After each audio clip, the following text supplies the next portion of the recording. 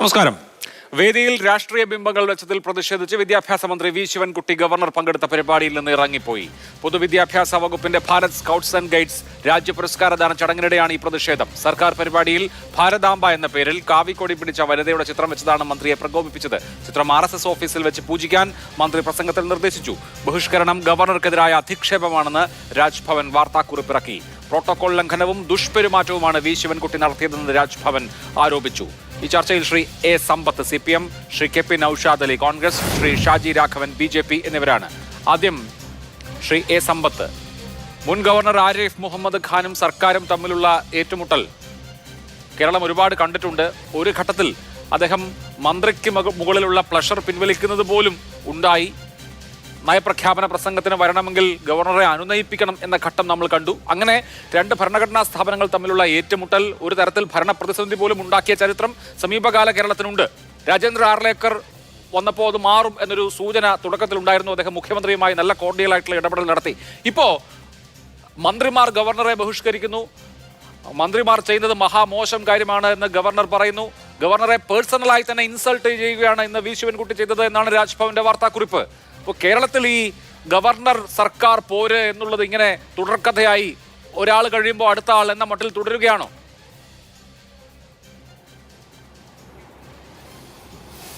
അഭിലാഷേ, ഇക്കാര്യം ചർച്ച ചെയ്യുന്നത് നല്ലതാണ്.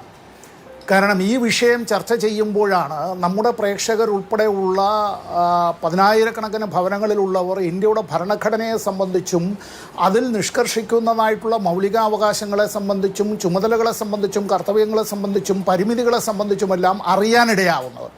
ഞാൻ അധിക സമയമൊന്നും എടുക്കുന്നില്ല. എൻ്റെ കയ്യിൽ ഇപ്പോൾ ഇരിക്കുന്നത് ഭരണഘടനയെല്ലാം എടുക്കാം, അതിനു മുമ്പ് ഇന്നത്തെ മാതൃഭൂമി ദിനപത്രമാണ്. ഇന്നത്തെ മാതൃഭൂമി ദിനപത്രത്തിൻ്റെ എഡിറ്റോറിയലിൻ്റെ തൊട്ട് താഴെ പ്രതികരണം, നിഷ്കളങ്കമല്ലാത്ത നീക്കം. എനിക്ക് അറിയില്ല ഈ എഴുതിയ ഈ ആളിനെ, കരുണാകരൻ തൃശ്ശൂർ, ആ വായനക്കാരൻ എഴുതിയിരിക്കുന്നതിൻ്റെ ഒരു ഭാഗം ഞാൻ വായിക്കാം. ഇത് മുഴുവൻ വായിക്കാൻ എനിക്കൊരു സമയം കിട്ടില്ലല്ലോ. അദ്ദേഹം ഇതിൽ എഴുതിയിരിക്കുകയാണ്. ഇന്നത്തെ മാതൃഭൂമി ദിനപത്രത്തിൻ്റെ എഡിറ്റോറിയൽ പേജിൽ അച്ചടിച്ചു വന്നതാണ് ഞാൻ ഈ വായിക്കുന്നത്. ഇവിടെ അദ്ദേഹം പറഞ്ഞിട്ടുള്ളതിൻ്റെ ഒരു കാര്യം ഞാൻ കോട്ട് ചെയ്യുകയാണ്. ഇനി ദേശസ്നേഹത്തിൻ്റെ പ്രതീകമെന്ന് ആർലേക്കർ അവതരിപ്പിക്കുന്ന ഭാരത് മാതാ നോക്കൂ. നിങ്ങളുടെ സ്കൂൾ കാലത്ത് എപ്പോഴെങ്കിലും ജനഗണമന ചൊല്ലി ഭാരത് മാതാ കി ജയ് എന്ന് വിളിച്ചിട്ടുണ്ടോ? എനിക്ക് ഓർമ്മയില്ല. ദേശീയ ഗാനം ആ നിശ്ചിത സമയത്തിനുള്ളിൽ ചൊല്ലി സമ്മാനം നേടാറുള്ള ഒരു കുട്ടിക്കാലം കൂടി എനിക്കുണ്ട്. എന്തായാലും രാജേന്ദ്ര ആർലേക്കർ ഒരു ദേശ സംസ്കാരത്തെ, അതിൻ്റെ സ്വാതന്ത്ര്യ സ്മരണയെ, കേരളത്തിലെ മതസഹിഷ്ണുത പുലർത്തുന്ന ഹിന്ദു ജീവിതത്തെ തകിടം മറിക്കാനാണ് ശ്രമിക്കുന്നത്.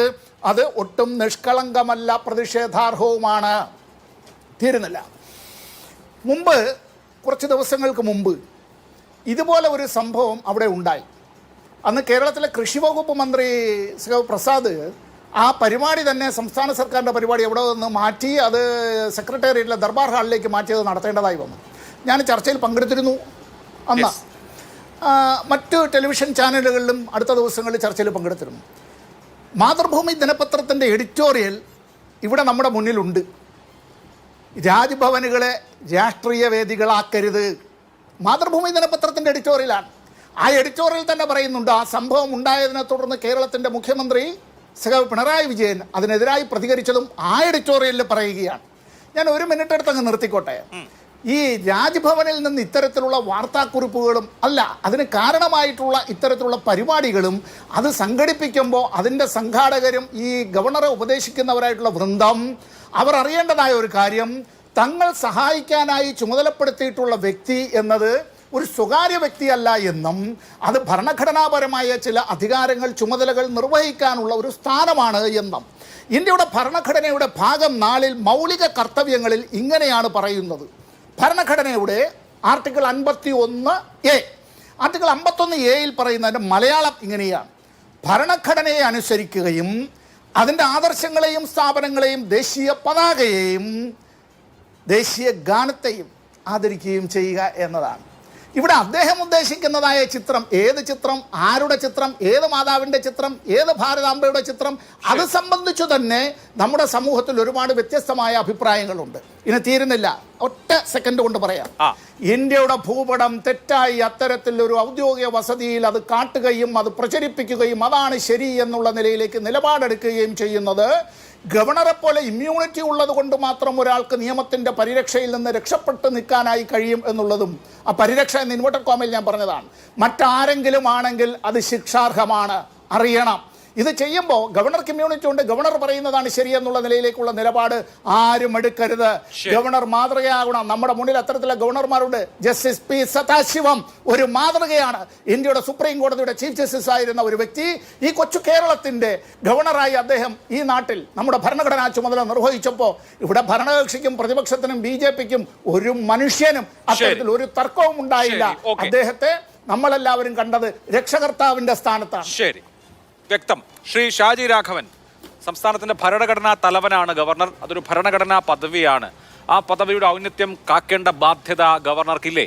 അദ്ദേഹം വ്യക്തിപരമായ RSSകാരനാണ്. അദ്ദേഹത്തിന്റെ സ്വകാര്യ മുറിയിൽ അദ്ദേഹം ഗോൾവാൾക്കറുടെയും ഹെഡ്ഗേവാറിന്റെയും ഭാരതാംബയുടെയും ഒക്കെ ചിത്രം വെക്കുന്നു എന്ന് വാർത്ത കണ്ടിരുന്നു. വെക്കാം, അദ്ദേഹത്തിന്റെ സ്വകാര്യ രാഷ്ട്രീയ ആദർശം അനുസരിച്ച് അങ്ങനെ ചെയ്യുന്നതിൽ കുഴപ്പമൊന്നുമില്ല. പക്ഷേ പൊതു ചടങ്ങുകളിൽ, ഔദ്യോഗിക ചടങ്ങുകളിൽ അദ്ദേഹത്തിന്റെ രാഷ്ട്രീയ ബിംബങ്ങളെ എഴുന്നള്ളിച്ചു കൊണ്ടുവന്ന് അദ്ദേഹത്തിന്റെ പദവിയെ തന്നെ അദ്ദേഹം ഇടിച്ചു താഴ്ത്തുകയല്ലേ? നാളെ കേരളത്തിലെ ഒരു മന്ത്രി, അവരൊക്കെ കമ്മ്യൂണിസ്റ്റുകാരാണല്ലോ, എല്ലാ ഔദ്യോഗിക പരിപാടികളുടെയും ബാക്ക്ഡ്രോപ്പിൽ പുന്നപ്ര വയലാറിന്റെ റെപ്ലിക്ക വേണം, തുടങ്ങുന്നതിന് മുമ്പ് അതിൽ പുഷ്പാർച്ചന നടത്തിയിട്ടേ കേരളത്തിൽ ഔദ്യോഗിക പരിപാടി നടത്താൻ പറ്റൂ എന്ന് പറഞ്ഞാൽ ആരെങ്കിലും സമ്മതിക്കുമോ? ഇല്ലല്ലോ. എന്തുകൊണ്ടാണ് ഗവർണർ അദ്ദേഹത്തിന്റെ മഹോന്നതമായ ഭരണഘടനാ പദവിയുടെ ഔന്നത്യത്തിന് ഒത്തുപെരുമാറാത്തത്?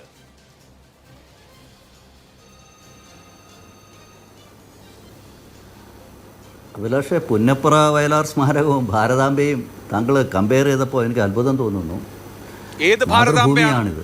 ഇങ്ങനെ ഈ ഗവർണറുടെ രാജ്ഭവനിൽ വെച്ചിരിക്കുന്നത് പോലെയുള്ള ഒരു ഭാരതാംബ ഇന്ത്യയുടെ ഔദ്യോഗിക ചിഹ്നമാണോ? ഏതെങ്കിലും തരത്തിൽ ഒഫീഷ്യലായ ഈ രാജ്യത്തിന്റെ ഏതെങ്കിലും ചിഹ്നങ്ങളുടെ, ഇപ്പോ ദേശീയ പതാക, ദേശീയ ഗീതം, ദേശീയ ഗാനം, ദേശീയ ചിഹ്നം ഒക്കെ ഉണ്ട്. ഏതെങ്കിലും തരത്തിൽ ഈ രാജ്യത്തിന്റെ ഔദ്യോഗിക ചിഹ്നമാണോ? ഈ രാജ്യത്ത് ഭാരതം ഒന്നല്ല ഉള്ളൂ, അതോ രണ്ട് ഭാരതം ഉണ്ടോ? അല്ല, ഈ രാജ്യത്ത്, ഈ ലോകത്ത് ഭാരതം ഒന്നല്ല ഉള്ളൂ. എത്ര ഭാരതമുണ്ട്? അല്ല, ഭാരതം ഒന്നേ ഉള്ളൂ. ഈ ഗവർണർ നമ്മുടെ അല്ല, ഞാൻ വരാം. ഞാൻ പറഞ്ഞത് മാതൃഭൂമി ചാനൽ, മാതൃഭൂമി എന്നുള്ള വാക്ക് കേട്ടപ്പോൾ നമുക്കൊക്കെ അഭിമാനമാണ്. മാതൃഭൂമി എന്ന് പറയുമ്പോൾ അത് വെറും ചാനലും പത്രം മാത്രമല്ല, നമുക്ക് ജീവിക്കുന്ന ഈ മണ്ണിനെയും കൂടെ പ്രദാനം ചെയ്യുന്നൊരു വലിയ പേരാണത് മാതൃഭൂമി എന്ന് പറയുന്നത്. താങ്കൾ വയലാറിൻ്റെ ഒരു വയലാർ എന്താ പറയുക, അവിടുത്തെ സ്മാരക മന്ദിരവും ഭാരതാംബയുടെ പടവും കൂടെ കമ്പയർ ചെയ്തൊരു അവതരണം നടത്തിക്കൊണ്ട് ഞാൻ ചോദിച്ചതേ ഉള്ളൂ. ഞാൻ വരാം. പൊളിറ്റിക്കൽ സിംബൽസ് ആയതുകൊണ്ടാണ് മാതൃഭൂമി എന്നുള്ളത് ദേശീയ പ്രസ്ഥാനത്തിന്റെ ഭാഗമായി തുടങ്ങിയ ഒരു പ്രസ്ഥാനമാണ്. ഇപ്പൊ നിങ്ങളുടെ RSSന്റെ ത്രികോണത്തിലുള്ള കാവിക്കൊടിയും പിടിച്ചു നിൽക്കുന്ന വനിത എങ്ങനെയാണ് ദേശീയ ചിഹ്നമാവുക? എങ്ങനെയാണ് എല്ലാ ഇന്ത്യക്കാരുടെയും ചിഹ്നമായി മാറുക, എല്ലാ ഇന്ത്യക്കാരുടെയും ഭാരതാംബയായി മാറുക? ഇപ്പോ ത്രിവർണ്ണ പതാക പിടിച്ചു നിൽക്കുന്ന ഒരു ശില്പമോ ചിത്രമോ ആയിരുന്നുവെങ്കിൽ ശരി, അത് നമുക്ക് രാജ്യത്തിന്റെ ദേശീയ പതാക പിടിച്ചു നിൽക്കുന്ന ഒരു രൂപമാണല്ലോ. അതിനെ നമ്മൾ രാജ്യത്തെ സിംബിളൈസ് ചെയ്യുകയാണെന്ന മട്ടിൽ കാണാം. ഇപ്പം നിങ്ങളുടെ രാഷ്ട്രീയ അടയാളങ്ങൾ പിടിച്ചു നിൽക്കുന്ന ഒരു പ്രതിമ വെച്ചിട്ട് അല്ലെങ്കിൽ ഒരു ചിത്രം വെച്ചിട്ട് നിങ്ങളെല്ലാവരും അതിനെ ഭാരതാംബയായി കണ്ടോളാമെന്ന് പറഞ്ഞാൽ നടക്കുമോ?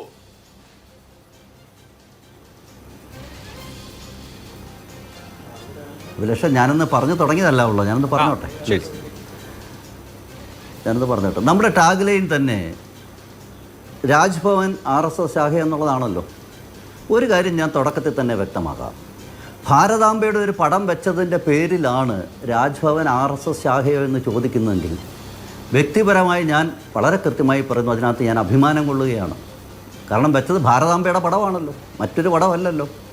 അതിനകത്ത് അഭിമാനം കൊള്ളുകയാണ് അഭിലാഷ്, ഒരു സംശയവും വേണ്ട.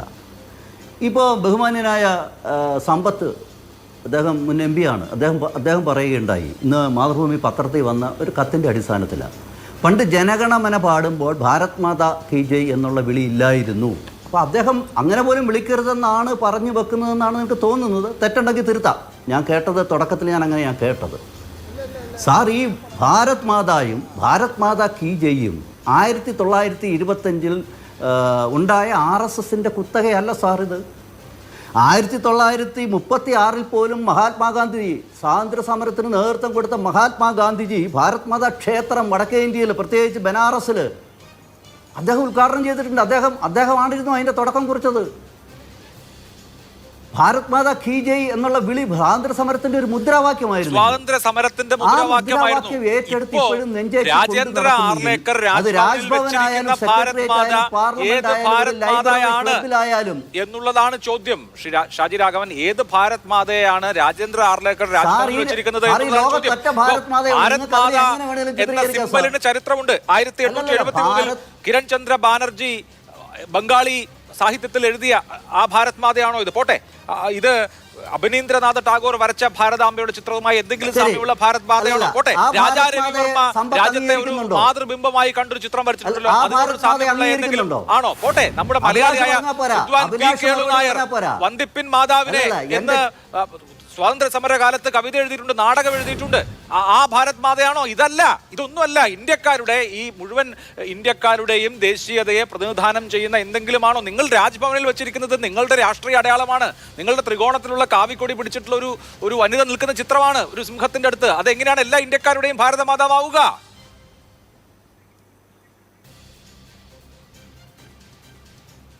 അഭിലാഷേ, ഞാൻ ചോദിക്കുന്നത്, നിങ്ങൾ ഭാരത് മാതാ എന്ന സങ്കല്പത്തെ നിങ്ങൾ വിശ്വസിക്കുന്നുണ്ടോ? ഇവിടെ ബഹുമാന്യനായ സമ്പത്ത് അതിൽ വിശ്വാസമില്ല എന്നാണ് ആദ്യം തന്നെ സൂചിപ്പിച്ചത്. ഭാരത് മാതാ കീ ജയ് വിളിക്കുന്നത് പോലും അത് ശരിയല്ല എന്നുള്ള നിലയ്ക്കാണ് ശ്രീ സമ്പത്ത് ഇവിടെ ചർച്ചയെ തുടക്കത്തിൽ പറഞ്ഞത്. അദ്ദേഹം ഒരു കത്ത്, മാതൃഭൂമിയിൽ വന്നൊരു കത്ത് വായിച്ചിട്ട് പറഞ്ഞതുപോലും ഈ സ്വതന്ത്ര ഭാരതത്തിൽ ജനഗണമന ദേശീയ ഗാനം പാടുമ്പോൾ ഭാരത് മാതാ കീ ജയ് വിളിച്ചിരുന്നില്ല, ഇപ്പോൾ വിളിക്കുന്നുണ്ട്. അത് വലിയ അപരാധം പോലെയാണ്. അഭിലാഷ, തെറ്റിവിടെയാണ്, കുറ്റം ഇവിടെയാണ്, അല്ലാതെ ഒരു പോർട്രേറ്റിൻ്റെ പേരിലുള്ള പ്രശ്നമല്ല അഭിലാഷ് ഇത്. അങ്ങനെ നിങ്ങൾ ഇതെന്തുകൊണ്ട് ഈ തരത്തിൽ തെറ്റിദ്ധരിപ്പിക്കപ്പെടുന്നു? നമുക്കറിയാം, ഇന്നൊരു ഉപതെരഞ്ഞെടുപ്പിൻ്റെ പശ്ചാത്തലത്തിലായി ചർച്ച നടക്കുന്നത് തന്നെ അല്ലേ? ഈ ഉപതെരഞ്ഞെടുപ്പിൻ്റെ തലേന്നും അതിൻ്റെ ആ 2-3 ആഴ്ചകളിലാണല്ലോ ഈ വിഷയം കേരളത്തിൽ സജീവ ചർച്ചയ്ക്ക് വരുന്നത്. ഇത് എന്തുകൊണ്ട് ഇത് ചർച്ചയ്ക്ക് വരുന്നു? ഇത് ഞാൻ കേവലം സമ്പത്തിന്റെ പാർട്ടിയെ മാത്രം ഞാൻ ഇതിനകത്ത് ഒറ്റപ്പെടുത്തി നിർത്തിയിട്ട് ആഗ്രഹിക്കുന്നില്ല. നറേറ്റീവാണിത്.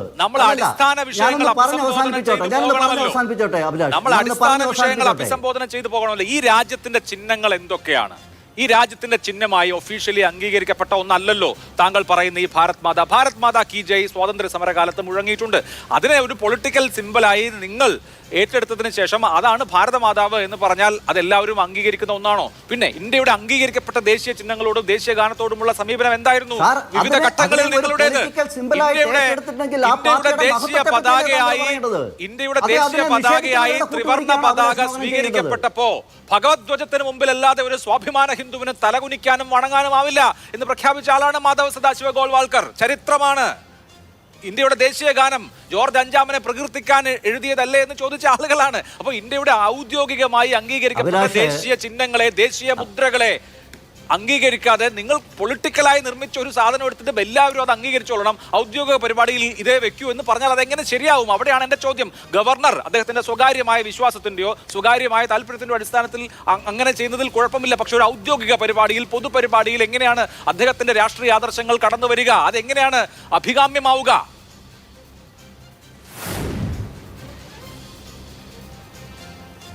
അഭിലാഷ്, താങ്കൾ ആദ്യം തെറ്റ് പറയുന്ന കാര്യങ്ങൾ പിന്നെ റിപ്പീറ്റ് ചെയ്യുകയാണ്. ഞാൻ അതിൻ്റെ ഡിഫറൻറ്റ് ഡയമെൻഷനിൽ കാര്യങ്ങൾ പറയാൻ ശ്രമിക്കുന്നുണ്ട്. താങ്കൾ ഇടപെടുന്നത് കൊണ്ട് താങ്കളുടെ പ്രശ്നം എന്താ? ഇപ്പം എനിക്ക് തോന്നുന്നു സമ്പത്തിൻ്റെ പ്രശ്നമല്ല താങ്കളുടെ പ്രശ്നം. കാരണം സമ്പത്ത് പറഞ്ഞ കാര്യം എനിക്ക് ബോധ്യപ്പെട്ടു, താങ്കൾ പറയുന്ന കാര്യം എനിക്ക് ഇപ്പോഴും ബോധ്യപ്പെടുന്നില്ല. എൻ്റെ ചോദ്യം, താങ്കൾ ഈ ഭാരത് മാതാവ് അവിടെ ഇരിക്കുന്ന പോർട്രേറ്റിൻ്റെ ആ ഒരു സാങ്കേതിക പ്രശ്നമാണോ താങ്കളുടെ പ്രശ്നം? സമ്പത്തിൻ്റെ പ്രശ്നം അതല്ല. താങ്കളുടെ പ്രശ്നം അതാണെങ്കിൽ അതിനെനിക്ക് കൃത്യമായ മറുപടിയുണ്ട്. RSS ഒരു കാലത്ത് ഏതെങ്കിലും ഒരു പോർട്രേറ്റ് കൃത്യമായി അവതരിപ്പിച്ച് ഇത് ഭാരത് മാതാവാണെന്നൊന്നും പറഞ്ഞിട്ടില്ല സാർ. ഈ ഭാരതത്തെ, നമ്മുടെ രാജ്യത്തിന് മാത്രമല്ല, ഈ ലോകത്ത് പല രാജ്യങ്ങളും, ഈ രാജ്യങ്ങളെ സംബന്ധിച്ചിടത്തോളം നമ്മുടെ തന്നെ പൗരാണികമായിട്ടായാലും അല്ലെങ്കിൽ വേദകാലത്തായാലും അതിനുശേഷം രാജവാഴ്ചക്കാലത്തായാലും പിന്നീട് സ്വാതന്ത്ര്യ സമരകാലത്തായാലും പല ഘട്ടങ്ങളിലും നമ്മൾ ഉയർത്തിക്കാട്ടിയിട്ടുണ്ട് സാർ ഭാരത് മാതാവ് എന്നുള്ള സങ്കല്പം. അതേപോലെ തന്നെ ഈ പറയുന്ന കൊടി, താങ്കളിപ്പം ഈ കാവി പതാകയെ പറ്റിയിട്ട് പറഞ്ഞല്ലോ. കാവി പതാക ഭാരതത്തിൻ്റെ ഇപ്പോഴത്തെ പതാകയാണെന്നുള്ള വാദം വെച്ചിട്ടല്ല ഞാൻ പറയുന്നത്. പക്ഷേ കാവി പതാകയെ സംബന്ധിച്ച് താങ്കൾ പറയുമ്പോൾ അതെന്തൊരു അന്യം നിന്ന സാധനം പോലെ താങ്കൾ കാണണ്ട. ഈ സ്വാതന്ത്ര്യ സമരം എന്ന് പറയുന്നത് താങ്കളുടെ ദൃഷ്ടിയിൽ 1947 തൊട്ട് മുമ്പുള്ള ഒരു 50 വർഷക്കാലത്തെ സമരമാണെന്ന് തെറ്റിദ്ധരിക്കുന്നവർക്കാണ് ഇത് ഈ പ്രശ്നം. ഈ പറയുന്ന താങ്കൾ പറഞ്ഞ ഈ കൊടി ഉണ്ടല്ലോ, അത് സ്വാതന്ത്ര്യ സമരത്തിൻ്റെ കാലഘട്ടങ്ങളിൽ ഉപയോഗിച്ചിട്ടുണ്ട് സാർ. ഇന്ന് ഭാരതം ഇപ്പോൾ ഈ നിലവിൽ ഇന്ന് ഈ വർഷം 2025 എന്ന് പറയുന്ന വർഷം ഭാരതത്തിൻ്റെ ഗവൺമെൻറ് മാത്രമല്ല ഭാരതം മുഴുവൻ ആഘോഷിക്കുന്നുണ്ട്. എന്താണെന്നറിയോ? 300 വർഷങ്ങൾക്ക് മുമ്പ് ഈ രാജ്യം ഭരിച്ചിരുന്ന ഒരു റാണിയുണ്ട്, റാണി അഹല്യാഭായ് ഹോൾക്കർ. 300 വർഷം മുമ്പാണ്.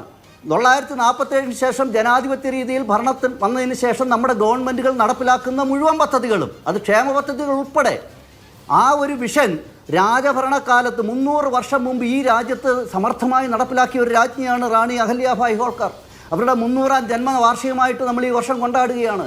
അവർ പോലും അവരുടെ ഭരണം നടത്തുമ്പോൾ അവർ സ്വാതന്ത്ര്യ സമരത്തിൽ ബ്രിട്ടീഷുകാർക്കെതിരെ പോരാടിയ വനിതയാണ്. ഈ ചരിത്രം പഠിക്കണം. അന്ന് അവർ കാരണം 300 വർഷം മുമ്പാണ്.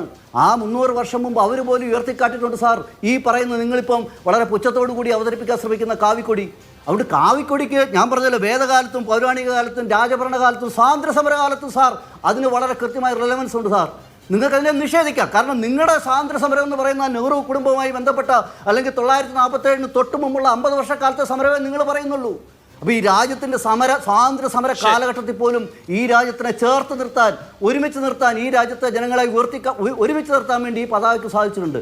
പക്ഷേ 947 ശേഷം നമ്മുടെ രാജ്യം നമ്മുടെ സ്വാതന്ത്ര്യം കിട്ടിയതിന് ശേഷം നമ്മൾ ദേശീയ പതാകയായിട്ട് അംഗീകരിച്ചു. ആ ദേശീയ പതാക ഉപയോഗിക്കാമെന്ന് പറഞ്ഞല്ലോ ഗവർണർ, ഇല്ലേ എന്നാണ് ഞാൻ മനസ്സിലാക്കുന്നത്. നമ്മൾ ഈ ചർച്ച ചെയ്യുമ്പോൾ അങ്ങനെ ഒരു സംഭവം കൃഷിമന്ത്രിയുടെ ഭാഗമായിട്ട് കൃഷിമന്ത്രി വിവാദം എനിക്ക് വരാൻ ബുദ്ധിമുട്ടാണെന്ന് പറഞ്ഞപ്പോൾ ശരി കാവിക്കൊടിയാണ് നിങ്ങളുടെ പ്രശ്നങ്ങൾ, ത്രിവർണ്ണ പതാക വെക്കാം എന്ന് പറഞ്ഞപ്പോഴും അതും അംഗീകരിച്ചിട്ടില്ല. ഭാരതാംബയെ അംഗീകരിക്കാൻ പറ്റില്ല എന്നാണ് പറയുന്നത് CPIയുടെ മന്ത്രി പ്രസാദ്. ഇവിടെ സമ്പത്ത് ഇതാണ് പറയുന്നത്. ഇതാണ് ഞങ്ങൾ ഉയർത്തിക്കാട്ടുന്നത്. അതുകൊണ്ടാണ് ഞങ്ങൾ പറഞ്ഞത് ഇവർക്ക് ഭാരതാംബയോടും കാവിക്കൊടിയോടും ത്രിവർണ്ണ പതാകയോടുള്ള പ്രത്യേകിച്ചുള്ള താല്പര്യമല്ല, മറിച്ച് ഈ സാർ ഞാൻ അവസാനിപ്പിച്ചോട്ടെ. കൃത്യമായി സാർ ആ രാഷ്ട്രീയമാണ് സാർ ചർച്ച ചെയ്യേണ്ടത്. നിങ്ങൾ പ്രത്യേകിച്ച് ഇന്നലെ മുഖ്യമന്ത്രി തെരഞ്ഞെടുപ്പിന് തലേന്ന് വന്ന് മുഖ്യമന്ത്രി ചില വിഷയങ്ങൾ അവതരിപ്പിക്കുന്നു. എന്തുകൊണ്ട് തെരഞ്ഞെടുപ്പിൽ കേരളത്തിലൊരു ധാരണയുണ്ട് എന്തെന്നറിയോ? ഞാൻ അവസാനിപ്പിച്ചോട്ടെ.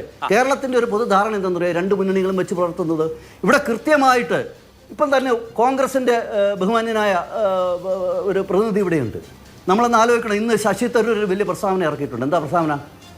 അദ്ദേഹം പറഞ്ഞത് അദ്ദേഹത്തെ മലപ്പുറം ജില്ല കയറ്റിയിട്ടില്ല ഈ തെരഞ്ഞെടുപ്പുമായി ബന്ധപ്പെട്ട്, നിലമ്പൂർ കയറ്റിയിട്ടേ ഇല്ല എന്നുള്ളതാണ്. എന്താ ശശി തരൂരിനെ കയറ്റാത്തതിൻ്റെ കാര്യം എന്നറിയോ? ഇവരുടെ തെറ്റിദ്ധാരണയാണ്. ശശി തരൂർ അവിടെ വന്നാൽ അവിടുത്തെ ബഹുഭൂരിപക്ഷം ജനങ്ങൾ, കാരണം ശശി തരൂർ പാകിസ്ഥാനെതിരായി പാകിസ്ഥാൻ ഭീകരവാദത്തിനെതിരെ ലോകം മുഴുവൻ സഞ്ചരിച്ചുകൊണ്ട് അതിന് ഭാരതത്തിന് വേണ്ടി സംസാരിച്ച ആളാണ്. അപ്പോൾ പാകിസ്ഥാനെതിരെ നിലപാടെടുത്ത ഈ ശശി തരൂരിനെ നിലമ്പൂർ കൊണ്ടുവന്നാൽ അവിടുത്തെ ഒരു ജനവിഭാഗം വോട്ട് ചെയ്യില്ല എന്നുള്ള തെറ്റിദ്ധാരണ ഞാൻ അടിവരയിട്ട് പറയുകയാണ്. തെറ്റിദ്ധാരണയാണിത്. ഇത് തന്നെയാണ് ഈ രണ്ട് മുന്നണികളും പയറ്റുന്ന തെരഞ്ഞെടുപ്പ് രാഷ്ട്രീയം. ഇവർ തെരഞ്ഞെടുപ്പിന് മുമ്പ് ഞാനിപ്പോൾ അവസാനിപ്പിക്കാം. ഒരു മിനിറ്റ് ഞാൻ അവസാനിപ്പിക്കാം. തെരഞ്ഞെടുപ്പിന് മുമ്പ് ഇവർ പല നാടകങ്ങളും പറയും. അവർ വലിയ പുരോഗമന ചിന്താഗതിക്കാരാണ്, അവർ മതേതരത്തിൻ്റെ അപ്പോസ്തലന്മാരാണ്. പക്ഷെ തെരഞ്ഞെടുപ്പ് വരുമ്പോൾ ഈ കഴിഞ്ഞ നിലമ്പൂർ തെരഞ്ഞെടുപ്പ് പോലും തീവ്രവാദികളായിട്ടുള്ള മുസ്ലിം തീവ്രവാദ സംഘടനകളെ കൂടെ നിർത്താൻ കോൺഗ്രസ് മുന്നണി അസോസിയേറ്റ് മെമ്പർ ആക്കിയിരിക്കുകയാണ് ജമാഅത്തെ ഇസ്ലാമിയെ. മറ്റൊരു പീഡിപ്പിക്കപ്പെട്ട പാർട്ടി ഈ രാഷ്ട്രീയത്തിന്റെ ഭാഗമാണ് രാജ്ഭവനിൽ നടന്ന നാടകം എന്ന് പറയാനാണ് ഞാൻ ആഗ്രഹിച്ചത്. രാജ്ഭവനിൽ നടന്ന ഈ നാടകം പോലും അതിന്റെ ബാക്കി പത്രമാണ് എന്ന് പറയാനാണ് ഞാൻ ആഗ്രഹിച്ചത്. KP നൗഷാദ് അലി ഇവിടെ ഇപ്പോ ഇത് രണ്ടാമത്തെ തവണയാണ് ഈ സംഭവം ഉണ്ടാവുന്നത്. നേരത്തെ കൃഷിമന്ത്രി P പ്രസാദിന് പരിസ്ഥിതി ദിനവുമായി ബന്ധപ്പെട്ട പരിപാടി മാറ്റേണ്ടി വന്നു. ഇന്നിപ്പോൾ വിദ്യാഭ്യാസ മന്ത്രി V ശിവൻകുട്ടി സ്കൗട്ട് ആൻഡ് ഗൈഡ്സിന്റെ പരിപാടിക്ക് എത്തി ഒരു പ്രസംഗം നടത്തി, ബഹിഷ്കരണം നടത്തി തിരികെ പോകേണ്ടി വന്നു. മുൻ ഗവർണർ ആരിഫ് മുഹമ്മദ് ഖാൻ സർക്കാരിന് ഭരണപരമായ പ്രതിസന്ധി ഉണ്ടാക്കിയിട്ടുണ്ട്. ഇവിടെ ഇപ്പോഴത്തെ ഗവർണർ രാജേന്ദ്ര ആർലേക്കർ നമുക്കറിയാം, അദ്ദേഹം അടിയുറച്ച ഒരു RSSകാരനാണ്. പക്ഷെ അദ്ദേഹം ഈ അദ്ദേഹത്തിന്റെ രാഷ്ട്രീയ വിശ്വാസങ്ങളെ ഔദ്യോഗിക ചടങ്ങുകളിലേക്ക് കൊണ്ടുവരിക വഴി അനിതര സാധാരണമായ ഒരു പ്രതിസന്ധി ഉണ്ടാക്കുന്നുണ്ട്. കോൺഗ്രസ് അതിനെ എങ്ങനെയാണ് കാണുന്നത്?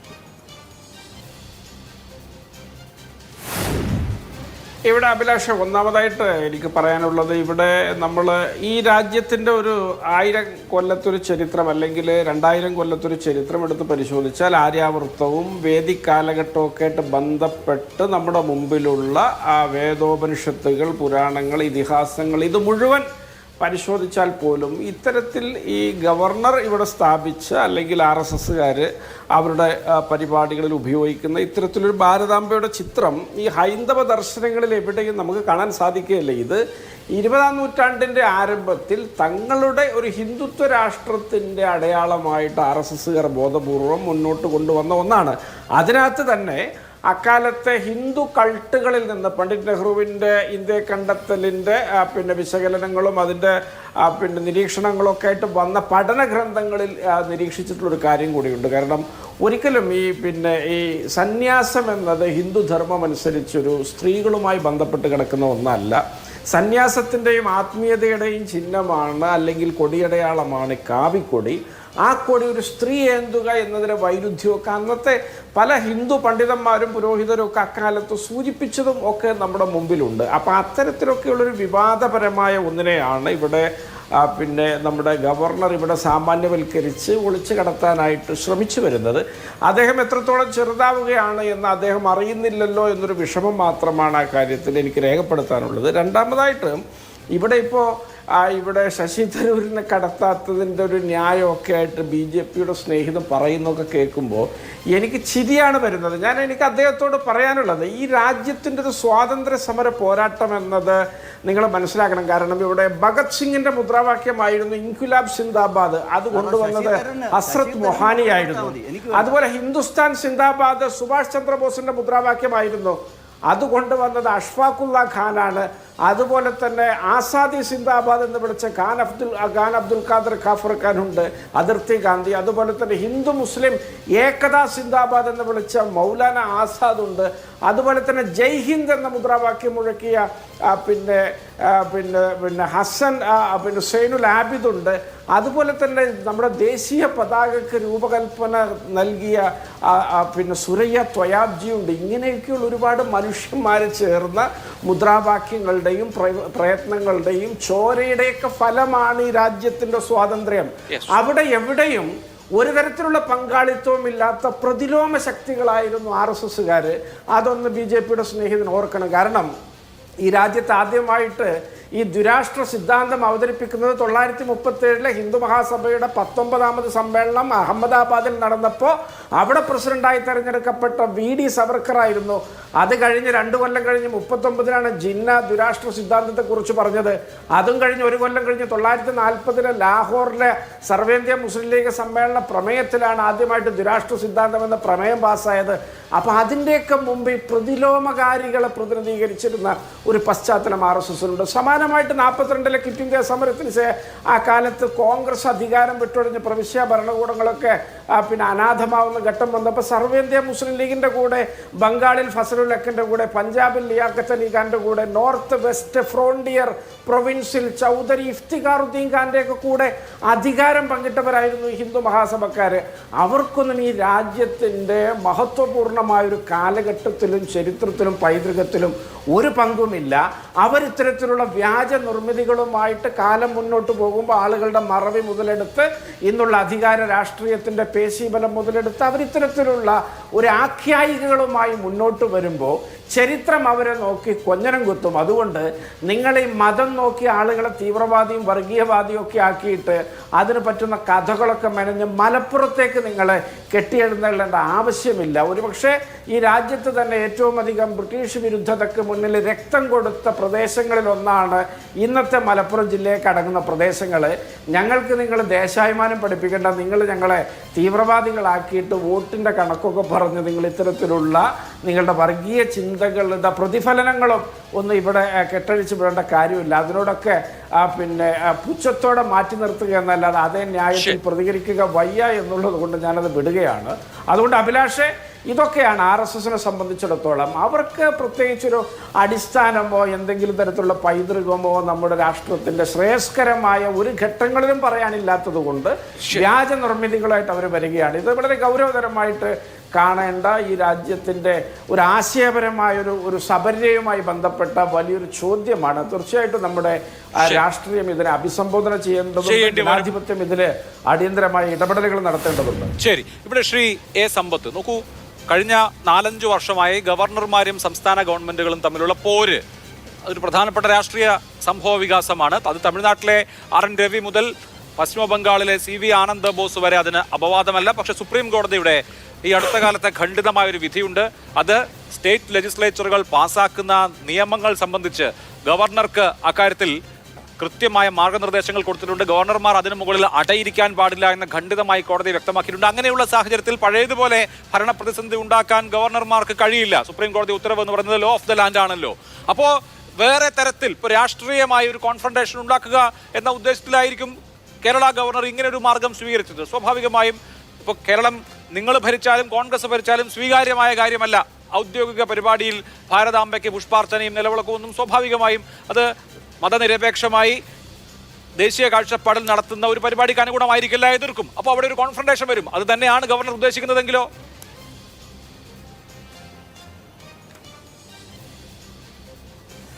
അഭിലാഷേ, ഇപ്പോൾ കേരളത്തിൻ്റെ ബഹുമാന്യനായ ഗവർണർ അദ്ദേഹം എന്താണ് ആഗ്രഹിക്കുന്നത് എന്ന്, അല്ലെങ്കിൽ അദ്ദേഹത്തെ കൊണ്ട് ചെയ്യാനായി അദ്ദേഹത്തിൻ്റെ ഉപദേശക വൃന്ദം ആഗ്രഹിക്കുന്നത് എന്ന്, ഇനി അല്ല ഇദ്ദേഹത്തെ കൊണ്ട് ഈ കുട്ടിക്കുരങ്ങനെ കൊണ്ട് ചുടുചോറ് വാരിപ്പിക്കുന്നത് പോലെ ഒരു പരീക്ഷണം അങ്ങനെ നടത്താൻ കേരളത്തിൽ തന്നെ ആയിക്കോട്ടെ എന്ന് അദ്ദേഹത്തിൻ്റെ രാഷ്ട്രീയ മേലാളന്മാർ ***, അവരാഗ്രഹിക്കുന്നതെന്ന് എനിക്കറിയില്ല.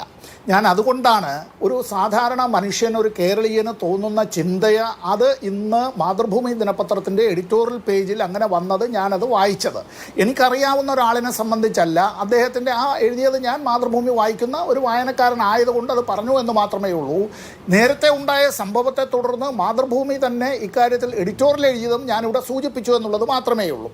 ഇനി ഞാൻ ഈ കാര്യത്തിൽ ഭരണഘടനാപരവും നിയമപരവുമായ കാര്യങ്ങളെ സംബന്ധിച്ച് ഇപ്പം RSSൻ്റെ നേതാക്കൾ, പ്രവർത്തകർ ഇന്ത്യയുടെ രാഷ്ട്രീയ സ്വാതന്ത്ര്യ പ്രക്ഷോഭവുമായി ബന്ധപ്പെട്ട് അവർക്കൊരു പങ്കുമില്ല എന്നുള്ളത് ഈ നാട്ടിലെ ഏത് കുട്ടിക്കും അറിയാവുന്ന ഒരു കാര്യമാണ്.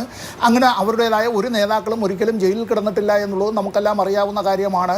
അന്ന് ഈ ജന്മി ജാതി നാടുവാഴിത്ത വ്യവസ്ഥയ്ക്ക് ദാസ്യവേല ചെയ്യുകയും വൈദേശിക ശക്തികളുമായി ആ വിധത്തിൽ സമരസപ്പെട്ടു പോവുകയും ഇന്ത്യ വിഭജനത്തിലേക്കടക്കം കാര്യങ്ങൾ എത്തിക്കുകയും എല്ലാം ചെയ്തതിന് ശേഷം ഈ ത്രിവർണ്ണ പതാകയെ ആദരിക്കരുത്, ഈ 3 നിറങ്ങൾ എന്നുള്ളത് ആ 3 നിറങ്ങൾ അത് അശുഭകരമാണ് എന്നുള്ള നിലയിലേക്കും ഒക്കെ, പിന്നെ ഈ ജയ് ഹിന്ദ് എന്ന മുദ്രാവാക്യം അത് ഇങ്ങോട്ടേക്ക് കൊണ്ടുവന്നത് എങ്ങനെയാണ്, അത് തന്നെ നമുക്ക് സ്വീകാര്യമല്ല. ഇതെല്ലാം പറഞ്ഞു ഞാൻ അതിലേക്കൊന്നും കടക്കുന്നില്ല. എന്തിനാണ് അത് കുത്തി നോവിക്കുന്നത്?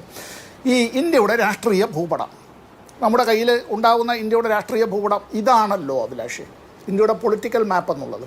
ഈ ഇന്ത്യയുടെ രാഷ്ട്രീയ ഭൂപടത്തിന് വിരുദ്ധമായ നിലയിലുള്ള ഏതെങ്കിലും ഒരു ഭൂപടം കാട്ടി അതിൽ ഭാരതാംബയുടെ, ഇനി ഭാരതമാതാവാണെന്ന് പറഞ്ഞൊരു കൂട്ടരെ വെച്ചോട്ടെ, അല്ല അത് മറ്റേതെങ്കിലും ഒരു പടം വെച്ചോട്ടെ, അത് ഔദ്യോഗികമായി അത്തരത്തിൽ കാട്ടുന്നത്, പ്രചരിപ്പിക്കുന്നത് കുറ്റകരമാണ് എന്ന് പറയാൻ ഞാൻ ആഗ്രഹിക്കുന്നു. എന്തുകൊണ്ട് കുറ്റകരമാണ്? ഈ കാട്ടുന്നതായ ചിത്രത്തിൽ RSSനോ അല്ലെങ്കിൽ മറ്റാർക്കെങ്കിലുമോ ഇത് കേട്ടുകൊണ്ടിരിക്കുന്നതായിട്ടുള്ള പ്രേക്ഷകർക്കും വീട്ടിലെല്ലാം ഇത്തരത്തിൽ നമ്മുടേതായ രാഷ്ട്രം ഇങ്ങനെ ആയിരുന്നെങ്കിൽ പണ്ടിങ്ങനെ, അങ്ങനെയൊന്നും ആയിരുന്നില്ല. 100 കണക്കിന് നാട്ടുരാജ്യങ്ങളായിരുന്നു ഉണ്ടായിരുന്നത്. ആ നാട്ടുരാജ്യങ്ങൾ തമ്മിലെല്ലാം നടത്തിയിട്ടുള്ള യുദ്ധങ്ങളുണ്ട്. പാവപ്പെട്ട ഒരുപാട് ആളുകൾ അത്തരത്തിൽ അവർ ചത്തു വീണിട്ടുണ്ട്. അതെല്ലാം രാജാവിനും നാടുവാഴിക്കും വേണ്ടിയായിരുന്നു അങ്ങനെ നടത്തിയിട്ടുള്ളത്. 1857 ഒന്നാം സ്വാതന്ത്ര്യ സമരമെന്ന് നമ്മൾ വിശേഷിപ്പിക്കുന്ന സമരത്തിൽ ബ്രിട്ടീഷുകാർക്ക് വേണ്ടി സ്വന്തം പട്ടാളത്തെ അയച്ചു കൊടുത്ത് പണവും കൊടുത്ത സിന്ധ്യ രാജ കുടുംബത്തെ നാം മറന്നു പോകരുത്. 1721 ആദ്യത്തെ ഇന്ത്യയിലെ ജനകീയ കലാപമായ ആറ്റിങ്ങൽ കലാപം, അഞ്ചുതെങ്ങ് കോട്ട ആക്രമിച്ച് അന്ന് ബ്രിട്ടീഷ് പട്ടാള ഉദ്യോഗസ്ഥരെ ബന്ദികളാക്കിയ, നാനാജാതി മതസ്ഥരായ ജനങ്ങളെ അടിച്ചമർത്താൻ, കൊല ചെയ്യാൻ വേണ്ടി അന്നത്തെ ബ്രിട്ടീഷ് കമ്പനി പട്ടാളത്തോടൊപ്പം പഴയ തിരുവിതാംകൂറിലെ നാട്ടുപട്ടാളവും മറ്റ് രാജ്യങ്ങളിലെ പട്ടാളവും എല്ലാം വന്നത് നമ്മൾ മറന്നു പോകരുത്. അപ്പോൾ ഇതെല്ലാം ഞങ്ങളുടേതാണ് എന്നുള്ള നിലയിലേക്ക് പറയും. ഇന്ത്യ എന്നൊരു രാഷ്ട്രം മൂർത്തമായ സങ്കല്പമായി വരുന്നത് ഈ ജനാധിപത്യം, സ്വാതന്ത്ര്യം, സമത്വം ഇത്തരം കാര്യങ്ങളുമായി ബന്ധപ്പെട്ട ആശയങ്ങളിലാണ്. ഞാൻ ഇപ്പോൾ ഗവർണർ ചെയ്തിട്ടുള്ള കാര്യം, ഇന്ത്യയുടെ സുഹൃത്ത് രാഷ്ട്രങ്ങളായി പല രാജ്യങ്ങളും ഉണ്ട് അല്ലേ, ഇന്ത്യയുടെ അയൽ രാജ്യങ്ങൾ പലതുമുണ്ട്. നമ്മൾ 201 രാജ്യങ്ങളുമായി നമുക്ക് നയതന്ത്ര ബന്ധങ്ങളുണ്ട്. നമ്മൾ ഒരു രാജ്യത്തെയും എനിമി നേഷനായി പ്രഖ്യാപിച്ചിട്ടില്ല. പാകിസ്ഥാനുമായി നമുക്ക് ഒരുപാട് അഭിപ്രായ വ്യത്യാസങ്ങളുണ്ട്. അതുമായി ബന്ധപ്പെട്ട് ലോകത്ത് ഇപ്പോൾ നമ്മുടെ നയതന്ത്ര ബന്ധങ്ങളെല്ലാം അതിനായി നമ്മൾ ഉപയോഗിക്കുന്നുണ്ട്, നമ്മുടെ ഭാഗം ന്യായീകരിക്കുന്നുണ്ട്. പാകിസ്ഥാൻ അത് തീവ്രവാദത്തെ പ്രോത്സാഹിപ്പിക്കുന്നതിനെതിരായ നിലപാടെടുത്ത് തന്നെ നമ്മൾ മുന്നോട്ട് പോകണം. ഈ നമ്മുടെ രാഷ്ട്രത്തിൻ്റെ, ഞാൻ ഒറ്റ സെക്കൻഡ് കൊണ്ട് ഒരു 1/2 മിനിറ്റ്, ഇന്ത്യയുടെ ഭൂപടം വികലമായി ചിത്രീകരിച്ച് മറ്റേതെങ്കിലും രാഷ്ട്രത്തിൻ്റെ പ്രസിഡന്റ് അല്ല ഗവർണർ ഓഫ് എ സ്റ്റേറ്റ് അല്ല അവരുടെ ഒരു സുപ്രീം കോടതി ജഡ്ജി പ്രദർശിപ്പിച്ചാൽ ഇന്ത്യ ഗവൺമെൻറ് എന്ത് നിലപാടെടുക്കും?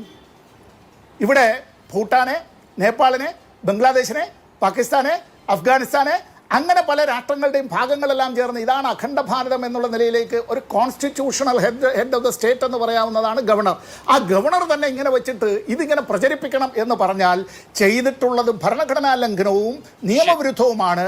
ഒരു സാധാരണ പൗരനാണ് ഇത് ചെയ്തതെങ്കിൽ ഇത് കുറ്റകരമായിട്ടുള്ള ഒരു കാര്യമാണ്. 7 വർഷം തടവ് ശിക്ഷയും 100 കോടി രൂപ പിഴയും അടക്കം കൊടുക്കേണ്ടി വരുന്നതായിട്ടുള്ള ഒരു നിയമനിർമ്മാണം ഇന്ത്യയുടെ പാർലമെന്റ് പാസ്സാക്കിയിട്ടുള്ളതാണ്, പ്രസിഡന്റ് ഒപ്പുവെച്ചിട്ടുള്ളതാണ്. ആ രാജ്യമുള്ള നാട്ടിലാണ് ഈ ഭരണഘടനാ തലവൻ ഇങ്ങനെ ചെയ്തത് എന്നുള്ളത്. ഇമ്മ്യൂണിറ്റി ഉള്ളത് കൊണ്ട് എന്തും ചെയ്യാമെന്ന് ധരിച്ചു കളയരുത്. കാരണം ഗവർണർ പോകുമ്പോൾ ഈ വിമാനത്താവളങ്ങളിലൊന്നും ഫ്രിസ്കിംഗ് ഇല്ല. നമ്മൾ പോകുമ്പോൾ ദേഹപരിശോധന ഉള്ളതുപോലെ ഫ്രിസ്കിംഗ് ഇല്ല. അതുകൊണ്ട് എന്തും നിയമവിരുദ്ധമായിട്ടുള്ളതെല്ലാം കൊണ്ടുപോകാം, അത്തരത്തിലുള്ള ഈ നിയമം നിരോധിച്ചിട്ടുള്ള വസ്തുക്കളടക്കം കൊണ്ടുപോകാം, ഇതൊന്നും ചോദ്യം ചെയ്യേണ്ടതില്ല എന്ന് സുപ്രീം കോടതി ജഡ്ജിമാരും അങ്ങനെ ഈ യൂണിയൻ ക്യാബിനറ്റ് മന്ത്രിമാരും അതുപോലെ ഗവർണർമാരും എല്ലാം ധരിച്ചാൽ എങ്ങനെ ഇരിക്കും? വൺ വേ കട്ട് ചെയ്ത് ഒരുപാട് വണ്ടികൾ ഇങ്ങനെ പോകാറുണ്ട്. അതുകൊണ്ട് പോലീസ് ഒരിക്കലും പിടിച്ചില്ല, അതുകൊണ്ട് ഞങ്ങൾക്കും ഇങ്ങനെ പോകാം എന്ന് ഗവർണർമാർ തീരുമാനിച്ചാൽ അതൊരു ചെറിയൊരു കാര്യമായി നമുക്ക്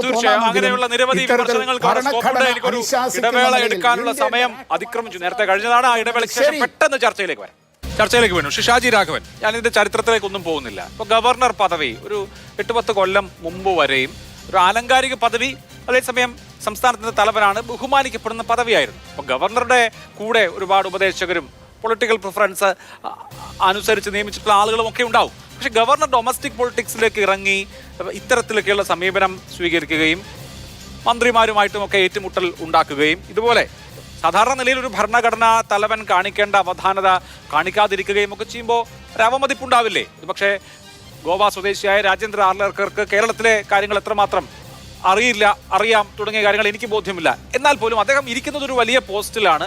അപ്പോൾ കോൺഫ്രണ്ടേഷൻ ഉണ്ടാവാതെ ഔദ്യോഗിക പരിപാടികൾ ഔദ്യോഗികമായി നടക്കട്ടെ, ഇത്രയും കാലം നടന്നതുപോലെ നടക്കട്ടെ എന്നൊരു സമീപനം സ്വീകരിക്കുന്നതല്ലേ അദ്ദേഹത്തിന് അനുഗുണമായിട്ടുള്ള കാര്യം?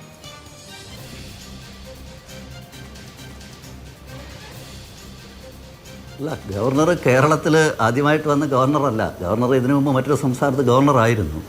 അപ്പോൾ അദ്ദേഹത്തിന് കേരളത്തെ പറ്റി അറിയില്ല എന്നൊന്നും ധരിക്കണ്ട, ഞാനങ്ങനെ കരുതുന്നില്ല. ഈ പെറ്റി പൊളിറ്റിക്സ് എന്നുള്ള നിലയ്ക്ക് താങ്കളെന്ന് പറഞ്ഞു. പെറ്റി പൊളിറ്റിക്സ് നല്ല വാക്കല്ല, താങ്കൾ വേറൊരു വാക്കാണ് ഉപയോഗിച്ചത്. അത് ഗവർണർ കളിക്കുന്നു എന്നുള്ളൊരു നിർവചനം, നറേറ്റീവ് തന്നെ ശരിയാണോ അഭിലാഷ്? ഭാരതാംബയെ പറ്റി പറയുന്നതും ഭാരതാംബയുടെ പടം വെക്കുന്നതിൽ എന്ത് പെറ്റി പൊളിറ്റിക്സ് ആണെന്നേ ഉള്ളത്? പെറ്റി പൊളിറ്റിക്സ് കളിച്ചത് അതാണ് ഞങ്ങൾ പറയുന്നത്. എന്തുകൊണ്ട്? ബഹുമാന്യനായിട്ടുള്ള വിദ്യാഭ്യാസ മന്ത്രി അല്ലേ ഇന്ന് പെറ്റി പൊളിറ്റിക്സ് കളിച്ചത്? അവിടെ അദ്ദേഹത്തിന് അതിന് എന്ത് അർഹതയാണ് ഉള്ളത്? നമ്മളൊന്ന് ഒരു കമ്പാരിസൺ ഒന്ന് നടത്തി നോക്കും. ഞാനത് പറയാൻ ആഗ്രഹിച്ചതല്ല, എങ്കിലും ഞാനൊന്ന് പറയുക. നമുക്കറിയത്തില്ലേ അദ്ദേഹം നിയമസഭയെ കാട്ടിയ വൃത്തികേടുകൾ?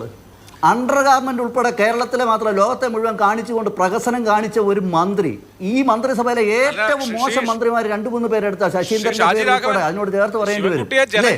ഒന്ന് പറയുന്ന വിദ്യാഭ്യാസ മന്ത്രിയല്ലേ ഈ മന്ത്രി? അദ്ദേഹത്തെ ജനങ്ങൾ തിരഞ്ഞെടുത്ത് നിയമസഭയിലേക്ക് അയച്ചിട്ടാണ്. അദ്ദേഹത്തിന് ജനങ്ങളുടെ അംഗീകാരമുണ്ട്. ഗവർണർ ജനങ്ങൾ തിരഞ്ഞെടുത്ത് വന്ന ആളാണോ? അദ്ദേഹം അപ്പോയിന്റ് ചെയ്യപ്പെട്ട ഒരാളാണ്. ജനങ്ങൾ തിരഞ്ഞെടുത്ത് അയച്ച ഒരാൾ മന്ത്രിയാവുന്നു. അത് അതിന്റെ സ്വാഭാവിക പ്രക്രിയയാണ്. അദ്ദേഹത്തെ ഈ അപ്പോയിന്റഡ് ആയിട്ടുള്ള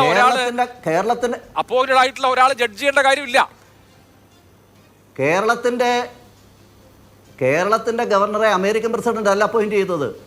ഈ രാജ്യത്ത് ജനങ്ങളുടെ മാൻഡേറ്റ് മേടിച്ചുകൊണ്ട് കേന്ദ്രത്തിൽ അധികാരത്തിൽ കഴിഞ്ഞ 11 വർഷമായിട്ട് അധികാരത്തിലിരിക്കുന്ന കേന്ദ്ര ഗവൺമെൻറ്റാണ് നോമിനേറ്റ് ചെയ്തത്, ഇവിടെ അപ്പോയിന്റ് ചെയ്തത്. അല്ലാതെ അമേരിക്കൻ പ്രസിഡന്റ് അല്ലല്ലോ ചെയ്തതാണോ?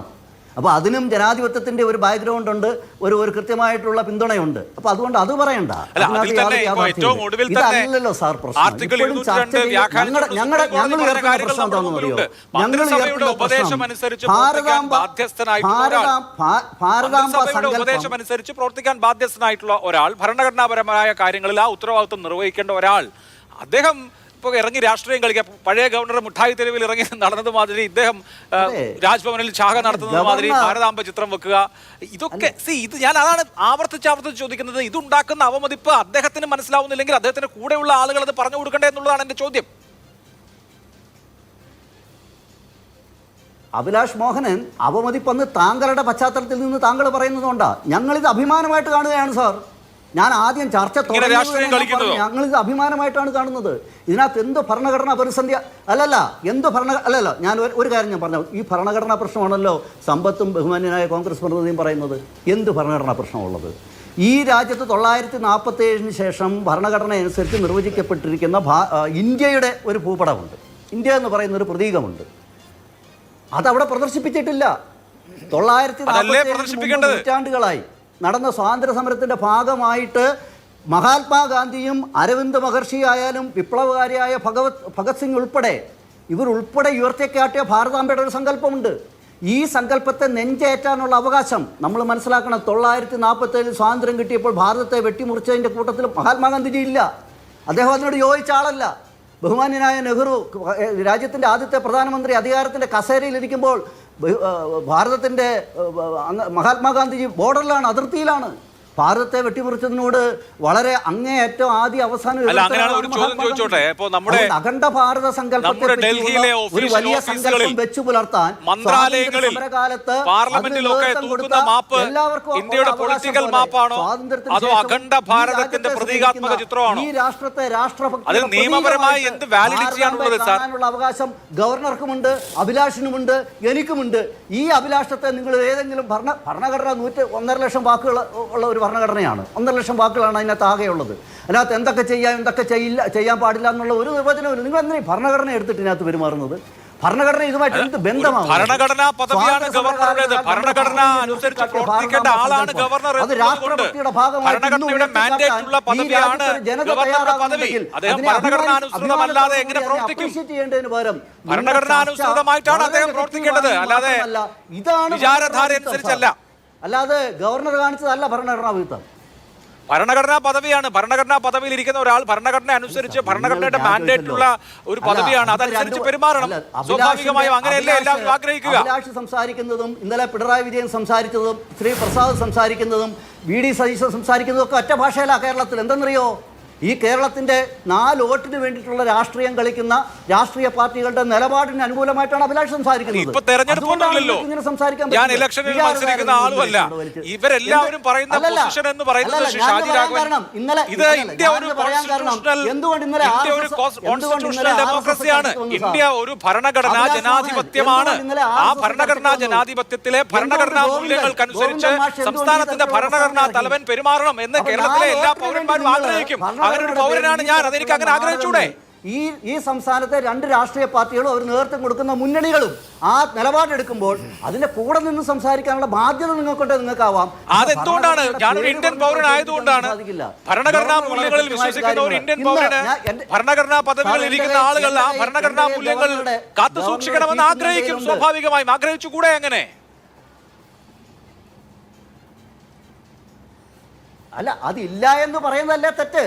ഇല്ല എന്ന് പറയുന്നത് ഈ കാരണങ്ങളാണ്. അത് വിശദീകരിച്ചല്ലോ നേരത്തെ. ഗവർണർ ഇന്ന് നിങ്ങൾക്ക് വളരെ കൃത്യമായിട്ട് അദ്ദേഹം ട്വീറ്റ് ചെയ്തിട്ടുണ്ട്. ബഹുമാന്യനായ അഭിലാഷ് മോഹനൻ, ഞാൻ പറയുന്ന ശ്രദ്ധിക്കും. അദ്ദേഹം കൃത്യമായിട്ട് ഇന്ന് സോഷ്യൽ മീഡിയ വഴി അദ്ദേഹത്തിന്റെ നിലപാട് വ്യക്തമാക്കിയിട്ടുണ്ട്. എന്താണത്? മനസ്സിലായോ? ആ നിലപാട് വളരെ വ്യക്തമാണ്. ഭാരതാംബയെ മാറ്റി നിർത്തിയിട്ട് ഒരു കാര്യവുമില്ല. അത് അംഗീകരിക്കുന്നവൻ അങ്ങോട്ട് ചെന്നാൽ മതി എന്നേ അദ്ദേഹം വളരെ കൃത്യമായിട്ട് പറഞ്ഞിട്ടുണ്ട്. കാരണം ഈ രാജ്യത്തിന് സ്വാതന്ത്ര്യ സമരം നേടിത്തന്ന ഒരു വലിയ പ്രതീകമായിരുന്നു, രാഷ്ട്രഭക്തിയുടെ പ്രതീകമായിട്ട് മഹർഷി അരവിന്ദനായാലും അല്ലെങ്കിൽ മഹാത്മാഗാന്ധി ആയാലും വിപ്ലവകാരിയായ ഭഗത് സിംഗ് ഉയർത്തിക്കാട്ടിയ ഭാരതാംബ സങ്കല്പം. ആ സങ്കല്പത്തെ നെഞ്ചാറ്റാനുള്ള അവകാശം ഓരോ ഭാരതീയത്തിനും ഇപ്പോഴും ഉണ്ട്. ആ അഖണ്ഡ ഭാരത സങ്കല്പത്തെ വെച്ച് പൂജിക്കാനും അതിനോട് അനുഭാവം പുലർത്താനുമുള്ള അവകാശം ഓരോ ഭാരതീയനുമുണ്ട്. അത് ഒരു ഭരണഘടനാ വിരുദ്ധവുമല്ല. അത് ഭരണഘടനാ വിരുദ്ധമെന്ന് നിങ്ങൾ കേരളത്തിൽ ചർച്ച ചെയ്യുന്നത് കൃത്യമായ രാഷ്ട്രീയ നാട്ടമാണ്. അങ്ങനെ ചിത്രീകരിച്ചാൽ, ഞാൻ അതുകൊണ്ടാണ് പറഞ്ഞത്, നിങ്ങൾ ചില ഈ നാട്ടിലെ ഒരു പ്രമുഖ വിഭാഗം ജനങ്ങളെ നിങ്ങൾ അണ്ടർസ്റ്റിമേറ്റ് ചെയ്യുകയാണ്. നിങ്ങൾ ഒരു നിലപാടെടുത്താൽ അവരുടെ നിലപാട് നിങ്ങൾക്ക് രാഷ്ട്രീയമാണ്. ഇടതുപക്ഷമായാലും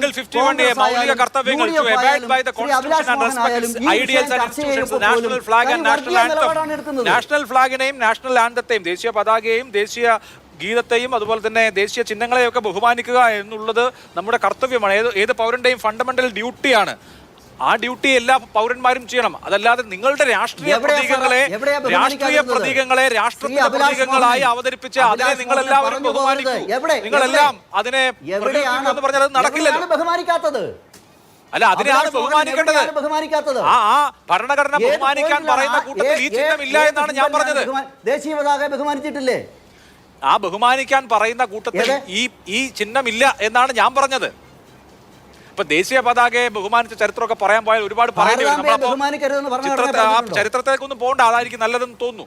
ഭാരതാംബയെ ബഹുമാനിക്കരുതെന്ന് അഭിലാഷ് വായിച്ച ഭരണഘടനയിലുണ്ടോ? ഉണ്ടേ പറഞ്ഞോളൂ. അല്ല, ഞാൻ അംഗീകരിക്കാം. ഭാരതാംബ അഭിലാഷ് വായിച്ച ഭരണഘടനയിൽ ഭാരതാംബയെ ഭാരതാംബ എന്നുള്ള സങ്കല്പം ഏത് ഭാരതാംബയുടെ കാര്യമാണ് പറയുന്നതെന്ന് ഉള്ളതാണല്ലോ ഞാൻ ആദ്യം മുതലേ ചോദിക്കുന്നത്. ഇവിടെ ഭാരതാംബ സങ്കല്പം ദേശീയ സ്വാതന്ത്ര്യ സമരകാലത്ത് ഉണ്ടായിട്ടുണ്ട്, പല ഘട്ടങ്ങളിൽ പല രൂപത്തിൽ. അതിൽ രവീന്ദ്രനാഥ് ടാഗോർ വരച്ച ആദ്യത്തെ ഭാരതാംബ ചിത്രമല്ലല്ലോ ഗവർണർ രാജ്ഭവനിൽ വെച്ചിരിക്കുന്നത്.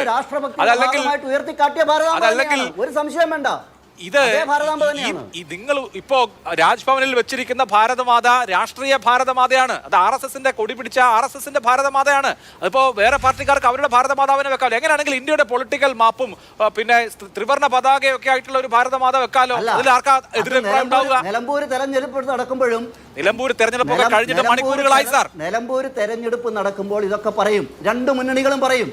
ഇതിന് ശേഷം പറയുമെന്ന് നമുക്ക് നോക്കാം. നിലമ്പൂർ തെരഞ്ഞെടുപ്പൊക്കെ കഴിഞ്ഞിട്ട് മണിക്കൂറുകളായി. തെരഞ്ഞെടുപ്പ് ഇതും തമ്മിൽ എന്താ ബന്ധം? വർഗീയ ചേരിതിരിവിന് വേണ്ടിയിട്ടുള്ള നിലപാടാണ് സാർ.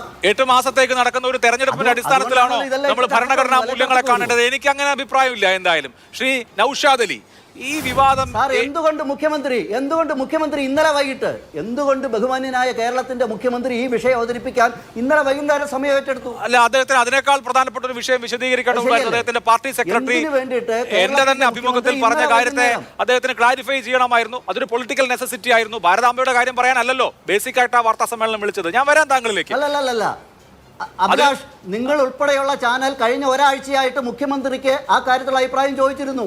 പ്രസാദിന്റെ നിലപാടിൽ, പ്രസാദിന്റെ വിഷയത്തിൽ മുഖ്യമന്ത്രിയുടെ അഭിപ്രായം നിങ്ങൾ പല ചാനലുകളും ചോദിച്ചിട്ടുണ്ട്. അത് കഴിഞ്ഞിട്ട് ഇപ്പോഴാണല്ലോ അദ്ദേഹം മാധ്യമങ്ങളെ കാണുന്നത്. അവതരിപ്പിക്കപ്പെടണമെങ്കിൽ സാർ ഒരു കാര്യം ഞാൻ പറയാം, ഈ ഭാരതാംബ വിഷയം ഏതെങ്കിലും തരത്തിലുള്ള ഏതെങ്കിലും ദേശീയ പ്രശ്നം ഒന്നുമല്ല, ഈ പറയുന്ന ഭരണഘടനാ ലംഘനം ഒന്നുമല്ല. കേരളത്തിൽ വളരെ കൃത്യമായി വർഗീയ ചേരിതിരിവ് സൃഷ്ടിക്കുന്ന രാഷ്ട്രീയത്തിന്റെ ഭാഗമായിട്ട് രണ്ട് മുന്നണികളിൽ കേരളത്തിൽ കഴിഞ്ഞ കുറെ കാലമായി ഈ വരാൻ പോകുന്ന തെരഞ്ഞെടുപ്പിൽ ഇതുണ്ടാവും. ഇത് കേരളത്തിന്റെ ദുര്യോഗമാണ്. ദുര്യോഗമാണ്. ഈ കഴിഞ്ഞ നിലമ്പൂർ തെരഞ്ഞെടുപ്പിൽ പോലും കേരളത്തിന്റെ മാത്രമല്ല രാജ്യത്തിന്റെ ആകെ ദുര്യോഗമായിട്ടാണ് ഞാൻ കാണുന്നത് പല കാര്യങ്ങളെയും. രാഷ്ട്രീയം ചർച്ച ചെയ്യാൻ അതിലേക്ക് വിശദമായി പോവാം നമുക്ക് ഇനി സമയമുണ്ടെങ്കിൽ. ഇവർക്ക് തെരഞ്ഞെടുപ്പിൽ ഈ തരത്തിലുള്ള വർഗീയ കക്ഷികളെ കൂട്ടുപിടിച്ചുകൊണ്ട് വർഗീയം പറഞ്ഞു മാത്രമേ ഇവർക്ക് ഈ രാഷ്ട്രീയത്തിന്റെ ഭാഗമായിട്ടാണ് ഈ വിഷയം ഇവിടെ ഉയർത്തിക്കൊണ്ട് വന്നിട്ടുള്ളത്. ശരി, ശ്രീ KP നൌഷാദ് അലി, നമ്മൾ ഈ രാജേന്ദ്ര ആർലേക്കർ ഗവർണറായി സ്ഥാനമേറ്റതിന് ശേഷം ഡൽഹിയിൽ ഒരു വിരുന്ന് തന്നെ കണ്ടു. കേരളത്തിന് വേണ്ടി ഗവർണർ സംസാരിക്കുന്നു എന്നൊരു പ്രതീതിയൊക്കെ അപ്പോൾ ഉണ്ടായി. ഇനി അദ്ദേഹം കേരളത്തിന് വേണ്ടി സംസാരിക്കുമെന്ന് എനിക്കറിയില്ല. എന്തായാലും ഗവൺമെൻറ്റുമായി കോൺഫ്രണ്ടേഷനാണ്. ആദ്യം ഒരു മന്ത്രി ബഹിഷ്കരിച്ചു, പിന്നീട് ഒരു മന്ത്രി ഇറങ്ങിപ്പോകുന്നു. സ്വാഭാവികമായി ഇന്നലെ മുഖ്യമന്ത്രി അതിരൂക്ഷമായ ഭാഷയിൽ ഗവർണറെ വിമർശിച്ചു. ഗവർണർ ഈ നിലപാട് തുടരുകയാണെങ്കിൽ സർക്കാരും മന്ത്രിമാരും ഒക്കെ അവരുടെ നിലപാടും തുടരും. അപ്പോൾ ആ സംഘർഷവും അങ്ങനെ നീണ്ടു നിൽക്കും. വീണ്ടും സർക്കാർ ഗവർണർ സംഘർഷത്തിലേക്ക് കേരളം പോവുകയാണ്. മുൻ ഗവർണറുടെ കാര്യത്തിൽ, ആരിഫ് മുഹമ്മദ് ഖാന്റെ കാര്യത്തിൽ പല ഘട്ടങ്ങളിലും കോൺഗ്രസിന്റെ ഒരു ടാക്ടിക്കൽ പിന്തുണ അല്ലെങ്കിൽ പ്രതിപക്ഷത്തിന്റെ ഒരു ടാക്ടിക്കൽ പിന്തുണ അദ്ദേഹത്തിന് ഉണ്ടായിരുന്നു. ഈ ഗവർണർ ആ പിന്തുണ പ്രതീക്ഷിക്കണോ?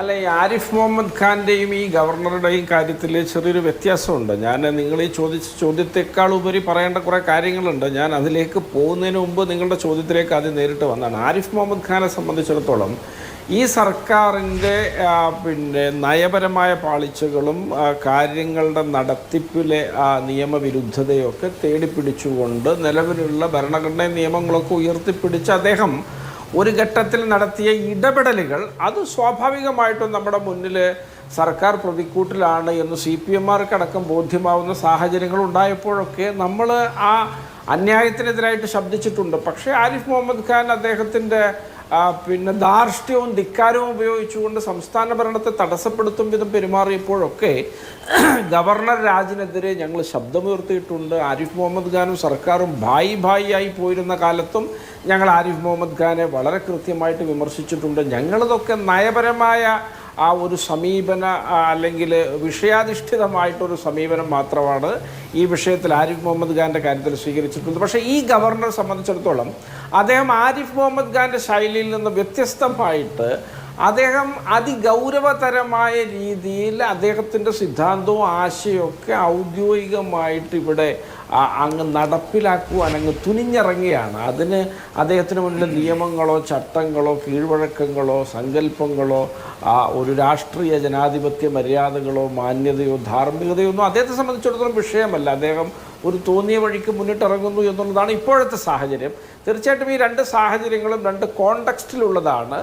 ഈ നമ്മുടെ നിലവിലെ അർലേക്കർ ഗവർണർ ചെയ്യുന്ന കാര്യങ്ങളെ സംബന്ധിച്ചിടത്തോളം തീർച്ചയായിട്ടും അത് ഇന്ത്യ രാജ്യത്തെ മറ്റ് രാജ്ഭവനുകളിലൊക്കെ ഇത്തരത്തിലുള്ള കട്ടർ RSS സംഘങ്ങളൊക്കെ നടത്തി തുടങ്ങിയിട്ടുണ്ടോ എന്നുള്ള കാര്യവും നമുക്കറിയില്ല. അതുകൊണ്ട് ഏതായാലും ഇത്തരത്തിലുള്ള വാർത്തകൾക്ക് ഇവിടെ വലിയൊരു പ്രാധാന്യം നമ്മുടെ നാട്ടിൽ ലഭിക്കും. കാരണം ആളുകളൊക്കെ വളരെ കൃത്യമായിട്ട് ചിന്താശേഷിയുള്ളവരാണ്. അങ്ങനെ RSSകാർ ബോധപൂർവം സൃഷ്ടിച്ചെടുത്തൊരു ബിംബത്തെ ഹിന്ദുമത ബിംബമാക്കിയൊരു സംസ്കാരത്തിൻ്റെയും ഒരു വലിയ മതത്തിൻ്റെയും വിശ്വാസത്തിൻ്റെയും ഒക്കെ പ്രതീകമാക്കാനുള്ള ശ്രമമൊക്കെ കൃത്യമായി തിരിച്ചറിയാനുള്ള ശേഷി ഇവിടുത്തെ ഹിന്ദുമത വിശ്വാസികൾക്കുണ്ട്. അതാണ് ഞാൻ നേരത്തെ പറഞ്ഞത്. ഇവിടുത്തെ നൂറ്റാണ്ടുകളുടെ ചരിത്രമുള്ള ഒരു ഗ്രന്ഥങ്ങളിലും ഇത്തരത്തിലൊരു ഭാരത മാതാവിനെ എവിടെയും നമ്മൾ പ്രതിഷ്ഠിച്ച് കണ്ടിട്ടില്ല. ഇതൊരു സംഘടനാപരമായ രാഷ്ട്രീയമായ ഒരു സിമ്പലാണ്. അതിനെ മതകീയമാക്കുന്ന, അതുവഴി മതവികാരങ്ങളെ പിന്നെ ചൂഷണം ചെയ്യാൻ ശ്രമിക്കുന്ന BJPക്കാണോ വർഗീയത, അല്ലെങ്കിൽ ഇതിനെ എതിർക്കുന്നവർക്കാണോ വർഗീയത എന്നൊക്കെ ഇത് കേൾക്കുന്ന പ്രേക്ഷകരെ സംബന്ധിച്ചിടത്തോളം, മാതൃഭൂമിയുടെ പ്രേക്ഷകരെ സംബന്ധിച്ചിടത്തോളം മനസ്സിലാവുമെന്നാണ് എനിക്ക് പറയാനുള്ളത്. രണ്ടാമതായിട്ട് ഇവിടെ BJPയുടെ സ്നേഹിതം പറയുന്ന രാഷ്ട്രീയം ഒക്കെ സമ്പൂർണ്ണമായിട്ട് ഉത്തരേന്ത്യയുമായി ബന്ധപ്പെട്ട രാഷ്ട്രീയമാണ്. ഇപ്പോൾ ഇന്ത്യ രാജ്യത്തിൻ്റെ ഒരു ചരിത്രം തന്നെ എടുത്താൽ ഇവിടെ ഈ ഐരാണിയന്മാരും ബാക്ട്രിയന്മാരും ശകനും കുശനും മംഗോളിയനും മംഗോൾ ടർക്കും ഇങ്ങനെ വലിയൊരു അധിനിവേശം ഈ രാജ്യത്തേക്ക് വന്ന് ADയുടെ ആദ്യ 3-4 നൂറ്റാണ്ടുകളിൽ ഗുപ്തരും മൗര്യനൊക്കെ ഭരിച്ച്, പിന്നീട് ഇവിടെ ഒരു ബുദ്ധ കാലഘട്ടം 4-5 നൂറ്റാണ്ടുകൾ അശോകൻ, കനിഷ്കൻ, യശോവർമ്മൻ അങ്ങനെയുള്ള രാജാക്കന്മാരൊക്കെ വന്നു. അതിനുശേഷമാണ് ഇവിടെ വേദിക് കാലഘട്ടം വരുന്നത്. അതിനുശേഷമാണ് ഇവിടെ പിന്നെ ഡൽഹി സുൽത്താനേറ്റ് വരുന്നത്, മുഗളന്മാർ വരുന്നു. പിന്നെയുള്ള വൈദേശിക കടന്നുകയറ്റവും സ്വാതന്ത്ര്യ സമരമൊക്കെ നമ്മുടെ മുമ്പിലുള്ള കാര്യങ്ങളാണ്. അപ്പോൾ ഇതിനിടയിലുള്ള ഈ വേദിക് കാലഘട്ടത്തിലാണ് ഈ പറഞ്ഞ നമ്മുടെ ഈ ഉപനിഷത്തുകളും ഇതുപോലുള്ള വിചാര സംസ്കാര ധാരകളും ആയിരക്കണക്കിന് ഗ്രന്ഥങ്ങളും പുരാണേതിഹാസങ്ങളൊക്കെ നമ്മുടെ ഇടയിൽ പ്രചാരം നേടിയത്. അവിടങ്ങളിലൊന്നും കാണാത്ത തരത്തിലുള്ള ഒരു ഹൈന്ദവതയെ എല്ലാ തലത്തിലും ഈ രാജ്യത്ത് അടിച്ചേൽപ്പിക്കാനും പ്രതിനിധീകരിക്കാനും ശ്രമിക്കുന്ന BJPയുടെ ശ്രമങ്ങൾ തീർച്ചയായിട്ടും നമ്മുടെ രാജ്യം പരാജയപ്പെടുത്തുക തന്നെ ചെയ്യും. കാരണം നമ്മുടെ രാജ്യത്തിൻ്റെ ചരിത്രം വിഭിന്നമാണ്. കാരണം തെക്കേ ഇന്ത്യയുടെ ചരിത്രവുമായിട്ടൊരു ബന്ധവുമില്ല ഇവർ പറയുന്ന കാര്യങ്ങൾക്ക്. കാരണം ഇവിടെ ചേര, ചോള, പാണ്ഡ്യ, പല്ലവ, ചാലൂക്യ ഇങ്ങനെയൊക്കെയുള്ള രാജവംശങ്ങളും പടയോട്ടങ്ങളും വലിയ തോതിലുള്ള ദ്രാവീഡിയൻ സംസ്കാരവും അത് ശ്രീലങ്ക തൊട്ട് വ്യാപിച്ചു കിടക്കുന്ന സഹസ്രാബ്ദങ്ങളുടെ ഒരു സംസ്കാരത്തിൻ്റെ കളിത്തൂട്ടിലും ഈറ്റിലൊക്കെ ആയ ഒരു സവിശേഷത ഈ തെക്കേ ഇന്ത്യക്കുണ്ട്. ആ തെക്കേ ഇന്ത്യയിൽ ഈ സ്വാതന്ത്ര്യാനന്തര കാലഘട്ടത്തിൽ, പിന്നെ നമ്മുടെ ഭരണഘടന ഉണ്ടാവുന്ന കാലഘട്ടത്തിൽ, റിപ്പബ്ലിക്കാവുന്ന കാലഘട്ടത്തിലൊക്കെ വലിയ തോതിലുള്ള ഏറ്റുമുട്ടലുകൾ അന്നത്തെ തെക്കേ ഇന്ത്യൻ രാഷ്ട്രീയ നേതൃത്വം ഈ വിഷയങ്ങളിലൊക്കെ നടത്തിയിട്ടുണ്ട്. അതിൻ്റെ ഭാഗമായിട്ട് സംരക്ഷിച്ച് കിട്ടിയ ഒരുപാട് പ്രത്യേക അവകാശങ്ങളും നമ്മുടെ തനിമ നിലനിർത്താനുള്ള പോംവഴികളൊക്കെ നമ്മുടെ ഇടയിലുണ്ട്. അതാണ് ഈ നാനാത്വത്തിൽ ഏകത്വം. അതിൻ്റെയൊക്കെ കടക്കൽ ആത്യന്തികമായി കത്തിവെച്ചുകൊണ്ട് ഒരു ഏകദേശീയതക്കും ഒരു ഏകശിലാത്മകമായ സകല മുദ്രകളും അടങ്ങിയ ഒരു രാഷ്ട്രത്തിനും വേണ്ടിയുള്ള ശ്രമമാണ് ഇവിടെ BJP ഇതിലൂടെ നടത്തുന്നത്. ഇതിനെ മതകീയമാക്കിക്കൊണ്ട് ഹിന്ദു മുസ്ലിം എന്ന തരത്തിൽ വർഗീകരിച്ച് സാധാരണ എല്ലാ വിഷയങ്ങളിൽ നിന്നും എസ്കേപ്പ് ആവുന്നത് പോലെ ഇതിൽ നിന്ന് തടി തപ്പാനുള്ള ശ്രമങ്ങളെ നമ്മുടെ ജനാധിപത്യ മതേതര വിശ്വാസികളും വ്യത്യസ്ത മതവിശ്വാസികളും എല്ലാവരും ചേർന്ന് ജാഗ്രതയോടെ സമീപിക്കേണ്ടതുണ്ട് എന്ന എൻ്റെ അഭിപ്രായം അടിവരയിട്ട് പറയാൻ ഞാൻ ഈ അവസരം വിനിയോഗിക്കണം. അഭിലാഷ്, ഓക്കെ. ശ്രീ സമ്പത്ത്, ഇടവേളയിലേക്ക് പോകുന്നതിന് മുമ്പ് ഇപ്പോൾ ഗവർണർ പരിസ്ഥിതി ദിന ആഘോഷത്തിൽ എന്ത് നിലപാടെടുത്തു എന്നുള്ളത് അറിയാം. അതുകൊണ്ടാണ് മന്ത്രി P. പ്രസാദിന് ആ പരിപാടിയിൽ സംബന്ധിക്കാൻ കഴിയാതെ പോയത്. ആ പരിപാടി വേറെ നടത്തേണ്ടി വന്നത്. അപ്പോൾ അങ്ങനെയാണ് ഗവർണറുടെ നിലപാട് എന്ന് അറിഞ്ഞിട്ടും പൊതുവിദ്യാഭ്യാസ വകുപ്പിന്റെ പരിപാടി ഗവർണറുടെ അങ്കണത്തിൽ രാജ്ഭവനിൽ തന്നെ നടത്തണം എന്നാണ്. ഇത്ര നിർബന്ധ ബുദ്ധി എന്താണ്? ഗവർണറുടെ നിലപാടുണ്ട് എങ്കിൽ സർക്കാരിന്റെ പൊതുപരിപാടികൾ രാജ്ഭവനിൽ നടത്താതിരിക്കുക, വേറെ നടത്തുക എന്നുള്ളതല്ലേ വഴി?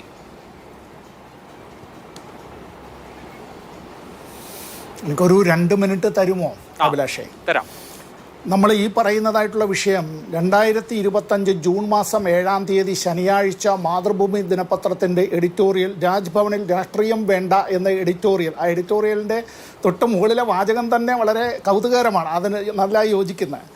കടുത്ത സത്യങ്ങൾ ദഹിക്കണമെന്നില്ല, അവ നുണ ചാലിച്ച് വിഴുങ്ങേണ്ടി വരും. Margaret Yourcenar Belgian French novelist. ഇവിടെ ബി ജെ പിക്കാരും ആർ എസ് എസ്സുകാരും അവർക്ക് ദഹിക്കാത്തതായിട്ടുള്ള കടുത്ത സത്യങ്ങൾ നുണചാലിച്ച് അവർ വിഴുങ്ങുന്നതിൽ കുഴപ്പമില്ല, മറ്റുള്ളവരും വിഴുങ്ങണം എന്നങ്ങനെ ശാഠ്യം പിടിച്ചാൽ അത് വല്ലാതെ ബുദ്ധിമുട്ടുള്ളൊരു കാര്യമാണ്. ഇവിടെ ഇതുമായി ബന്ധപ്പെട്ട് ഈ എഡിറ്റോറിയലിൽ തന്നെ പറയുന്ന കാര്യം ഞാനത് മാത്രമേ ഇവിടെ വായിക്കുന്നുള്ളൂ.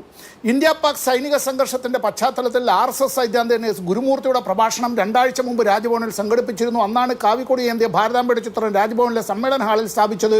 പുഷ്പാർച്ചനയുമുണ്ടായ RSS പരിപാടി പോലെയാണെന്നും അങ്ങനെ പാടില്ലായിരുന്നുവെന്നും മുഖ്യമന്ത്രി പിണറായി വിജയൻ വിമർശനം ഉന്നയിച്ചിരുന്നു. അതിന് പിന്നാലെയാണ് ഇപ്പോഴത്തെ സംഭവം. ഈ എഡിറ്റോറിയൽ അവസാനിക്കുന്നത് ഇങ്ങനെയാണ്. ഇത് പറയുകയാണ്: കേന്ദ്ര സർക്കാരിനെയും അതിനെ നിയന്ത്രിക്കുന്ന രാഷ്ട്രീയ ശക്തികളെയും പ്രീതിപ്പെടുത്താനാണ് ഗവർണർ ആർലേക്കർ ശ്രമിക്കുന്നതെന്ന് വ്യക്തമാണ്. അങ്ങനെ രാഷ്ട്രീയമായി ദുരുപയോഗം ചെയ്യേണ്ട ഇടമല്ല രാജ്ഭവൻ. ഇതാണ് മാതൃഭൂമി അന്ന് തന്നെ പറഞ്ഞത്.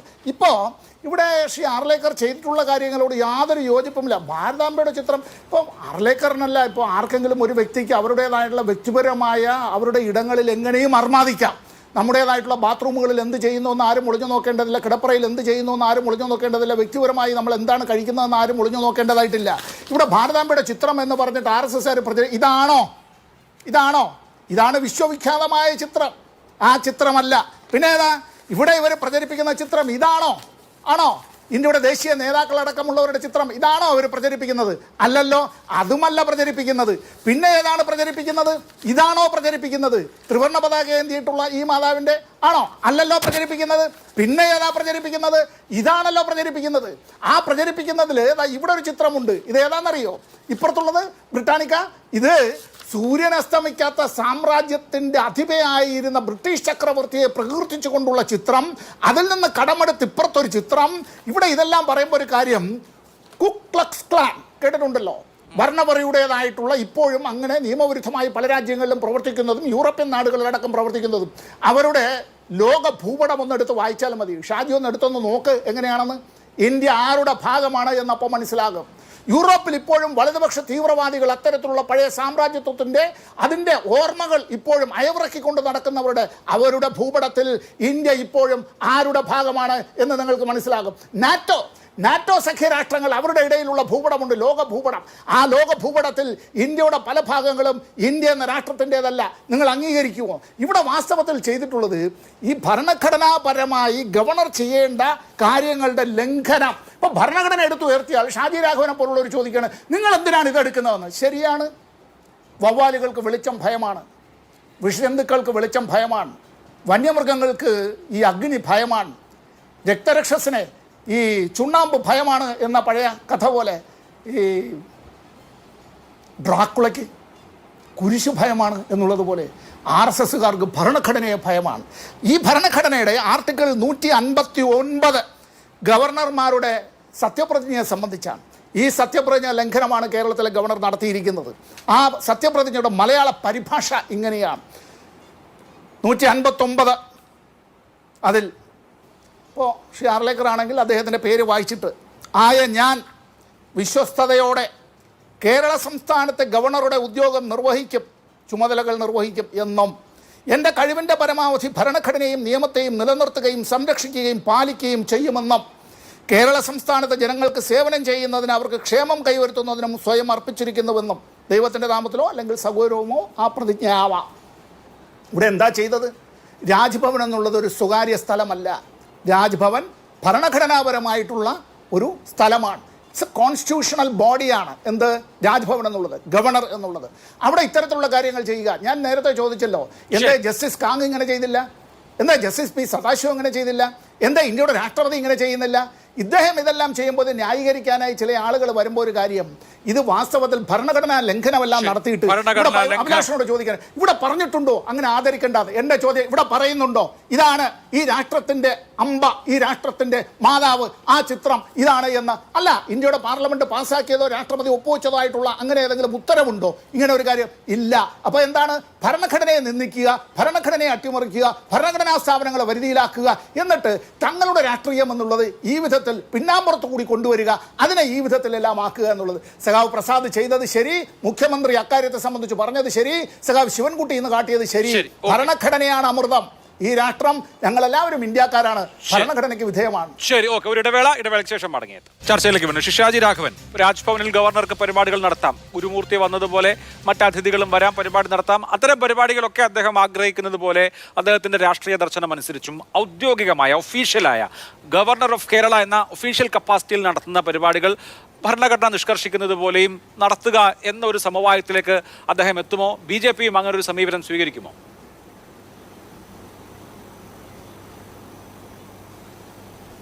അല്ല അഭിലാഷ്, ഞാൻ മനസ്സിലാക്കുന്നത് ഈ ഭരണഘടനാപരമായിട്ടുള്ള ചില സത്യപ്രതിജ്ഞ പോലുള്ള ചില പരിപാടികളുണ്ട്, അതിന് കൃത്യമായിട്ടുള്ളൊരു രീതിയുണ്ട്. അതല്ലല്ലോ ഇപ്പോൾ അവിടെ സംബന്ധിച്ച് ഈ തരത്തിലുള്ള കാര്യങ്ങൾ വരും എന്ന് ഞാനും കരുതുന്നില്ല. ഇപ്പോൾ അവിടെ നടക്കുന്നത് എന്താ, ഗവർണർ പങ്കെടുക്കേണ്ട ഒരു പരിപാടി ഗവൺമെൻറ്റിൻ്റെ ചില ഡിപ്പാർട്ട്മെൻറ്റിൽ അവിടെ പരിപാടി നടത്തുന്നു. അവിടെ പരിപാടി നടക്കുമ്പോൾ ഗവർണർ ഈ കാര്യം പറയുന്നു.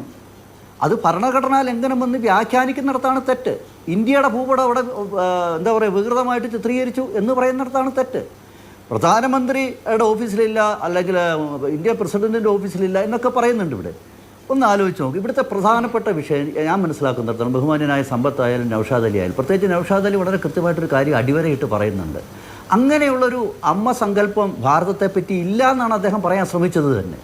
സത്യത്തിൽ അദ്ദേഹം ഞാൻ മനഃപൂർവ്വം പറഞ്ഞതായിട്ടാണ് എനിക്ക് തോന്നുന്നത്. കാരണം അദ്ദേഹത്തിൻ്റെ അറിവുകേട് കൊണ്ട് അദ്ദേഹം അങ്ങനെ പറയും എന്ന് ഞാൻ കരുതുന്നില്ല. സാർ, അത് ഇന്ത്യ മാത്രമല്ല സാർ, വളരെ ഒരു വലിയ സാംസ്കാരിക പാരമ്പര്യമുള്ള പഴയ രാജ്യങ്ങൾ, അതിപ്പോൾ ബ്രിട്ടൻ ആയാലും ഫ്രാൻസ് ആയാലും, നിങ്ങൾ ഗ്രീസ് ആയാലും, ഫ്രാൻസിലൊരു മരീനെ എന്ന് പറഞ്ഞിട്ടുള്ളൊരു സങ്കല്പമുണ്ട് ആ രാജ്യത്തെ സംബന്ധിച്ച്. ഗ്രീസിൽ അധീന എന്ന് പറയുന്ന ഒരു സ്ത്രീ സങ്കല്പമുണ്ട്, ഒരു ദേവതാ സങ്കല്പമുണ്ട്. ഇവിടെ നേരത്തെ സൂചിപ്പിച്ചു ബ്രിട്ടൻ, അവിടെ ബ്രിട്ടാനിയ എന്ന് പറയുന്നൊരു സങ്കല്പമുണ്ട്. സാർ, ഇതിനും അപ്പുറം ഈ നമ്മുടെ ഭാരതത്തിലും കൃത്യമായി ഇത് RSS 1925 പ്രസ്ഥാനമാണ്. RSS അല്ലല്ലോ സാർ ഇത് ഉയർത്തിയത്. അതുകൊണ്ടാണ് ഞാൻ ഈ ചർച്ചയുടെ മുഴുനീളം പറയുന്നൊരു കാര്യം.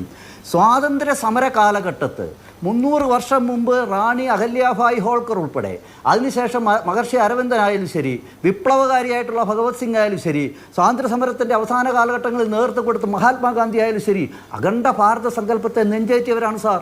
ഭാരതത്തെ വെട്ടിമുറിച്ചപ്പോൾ വേദനിച്ചവരാണ് സാർ. അതിനുശേഷം ആ സങ്കല്പം നമ്മൾ ഒരു കാര്യം മനസ്സിലാക്കണം. 2014 നരേന്ദ്രമോദി സത്യപ്രതിജ്ഞ ചെയ്യുമ്പോൾ പതിവിന് വിപരീതമായി സാർക്ക് രാജ്യങ്ങളെ വിളിച്ചു. നമുക്കറിയാം, ഈ സാർക്ക് രാജ്യങ്ങളിൽ പങ്കെടുക്കുന്ന രാജ്യങ്ങളെന്ന് പറയുന്നത് ഏതാണ്ട് ഈ അഖണ്ഡ ഭാരതത്തിൻ്റെ ആ ഒരു സങ്കല്പത്തിൽ വരുന്ന രാജ്യങ്ങളാണ് സാർ. അപ്പോൾ ആ തരത്തിലുള്ള വികാരം വെച്ചു പുലർത്താനും പങ്കുവെക്കാനും അന്ന് ഈ വിഷയം ചർച്ച ചെയ്തതാണ്. ഈ തരത്തിലുള്ള കാര്യങ്ങൾ വെച്ചു പുലർത്താനും ബൗണ്ടറീസ് ഉണ്ട്. അതാണ് ഇന്ത്യ രാജ്യം അംഗീകരിച്ചിട്ടുള്ള അതിനപ്പുറത്ത് സാർക്ക് രാഷ്ട്രങ്ങളൊക്കെ അഖണ്ഡ ഭാരതത്തിന്റെ ഭാഗമായിരുന്നു നമുക്ക് വെറുതെ വിചാരിക്കാം. അതിനപ്പുറത്ത് എന്താണ് അതിൽ പ്രസക്തി എന്നുള്ളതാണ്. പെറ്റി പൊളിറ്റിക്സിന് എബവ് ആവണം, പെറ്റി പൊളിറ്റിക്സിന് മുകളിലാവണം ഗവർണറുടെ ഭരണഘടനാ പദവി വഹിക്കുന്ന ആൾ എന്നുള്ളതേ ഉള്ളൂ. അദ്ദേഹം ഒഫീഷ്യലായ കാര്യങ്ങൾ ഒഫീഷ്യലായ കപ്പാസിറ്റിയിൽ ചെയ്യുമ്പോൾ അദ്ദേഹം കേവല രാഷ്ട്രീയത്തിന് മുകളിൽ ഉയർന്നു നിൽക്കട്ടെ എന്ന് നമുക്ക് പ്രത്യാശിക്കാം. വളരെ നന്ദി 3 പേർക്കും. സൂപ്പർ പ്രൈം ടൈം അവസാനിക്കുന്നു. നമസ്കാരം.